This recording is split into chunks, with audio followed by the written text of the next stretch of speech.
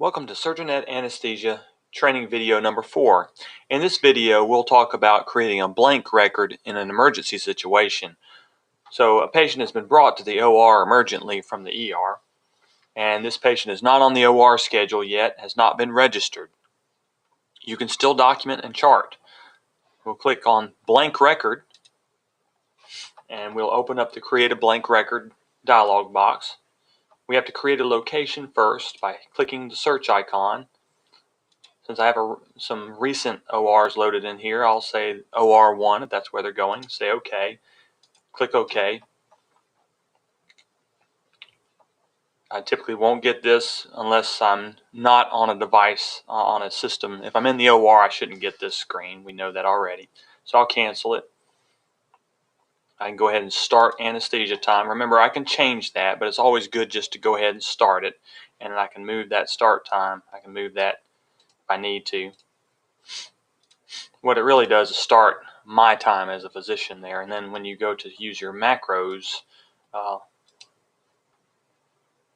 and then you execute, set all times to current and execute, then now I have my anesthesia start time, the actual start time right here. But what clicking that dialog box initially does is put me in there. I'm the test anesthesia physician, and now I'm ready to document just like I would before. Please see the previous 2 training videos. There's really no difference between the workflow in the blank document as it is in the a document that's already associated with the patient. So let's say we're going to suspend the case. We can suspend the case just like we always have.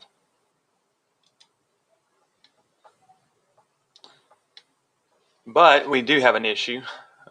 We have a blank record that's not associated with the patient. SurgiNet Anesthesia will not let you finalize a case until it's been associated with the record. And the only way you can find the blank record is to go to select blank record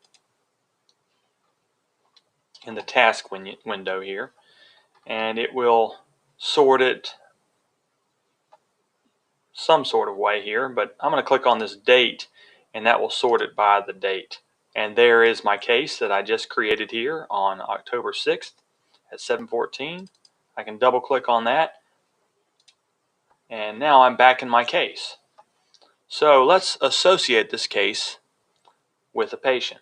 I'll click on my taskbar again. I'll go down here to associate case to record. And now let's say the patient has now been registered and they're in the system. Typically they'll be down here in this cases report.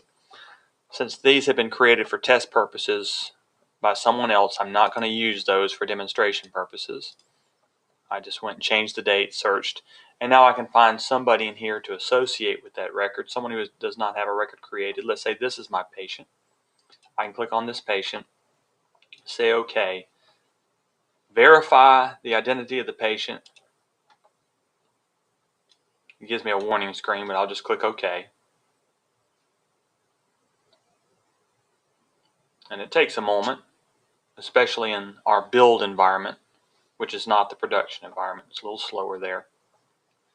And it gave me some warnings here because this case was actually scheduled for OR 7. But once again, this is for demonstration purposes. Typically, you'll see the case immediately when you open the select associate case. It's up here. Well, now that I've associated it, that option is gone. But once you select a blank record and associate with the case, then as you'll go back and see, usually it'll be right in front of you. You won't actually have to go looking for it. So now I can just go through the workflow, finalize the document, just like I did before. Now let's say I'm going to suspend this case. I'm going to say yes this time just for demonstration purposes. Yesterday I worked on a case called Melinda Test. I'm going to go back in time here to the 20th again. Oops.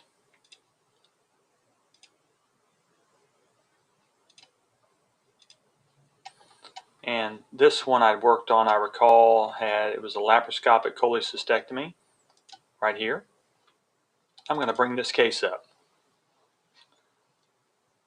Unfortunately, despite some of the warnings, the fact that I'm human, was in a hurry, wasn't focusing, got mixed up, I started charting on the wrong patient and realized afterwards that, uh-oh, this is a bad mistake. Fortunately, there is a way out of this in Cerner. I'm going to pull up our user guide here, right here. Well, actually down here. This is how you'll do it. You'll hold down the Shift, Alt, Control key and right-click on the taskbar. So let's go and do that. Shift, Control, Alt, hover over the menu bar and right-click, and now you get the debug window. And going back to our manual, it says choose the date of the anesthesia record you wish to dissociate.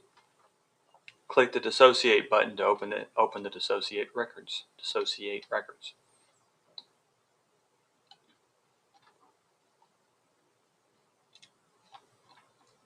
So I can go back to that whichever time that was. I can say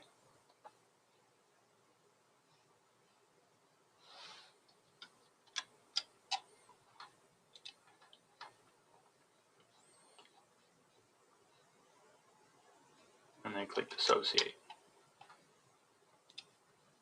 There's our Dissociate button, and there's some records. We can choose by date.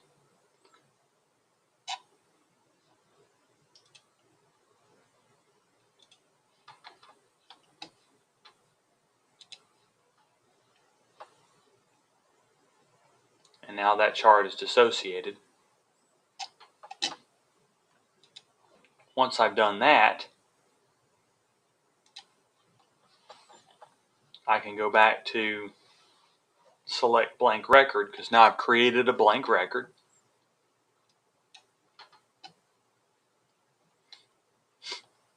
And I can find that particular record in here and follow the same procedure that I just performed to associate a blank record with an actual case.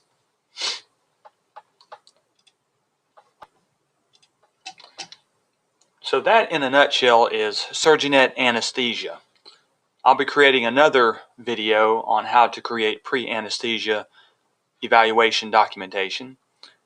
But this is the core product in our Cerner lineup that you'll be using that is quite a dramatic change in your current processes. And I have to admit, as a non-anesthesiologist, this was not the easiest software in the world to learn, but it's like anything else. The more you learn it, the more confident and, of course, the easier it's going to get. It will be a challenge at first, but with time, I think it will be worth the effort. And, of course, we'll always be here to make the product even better. Thank you.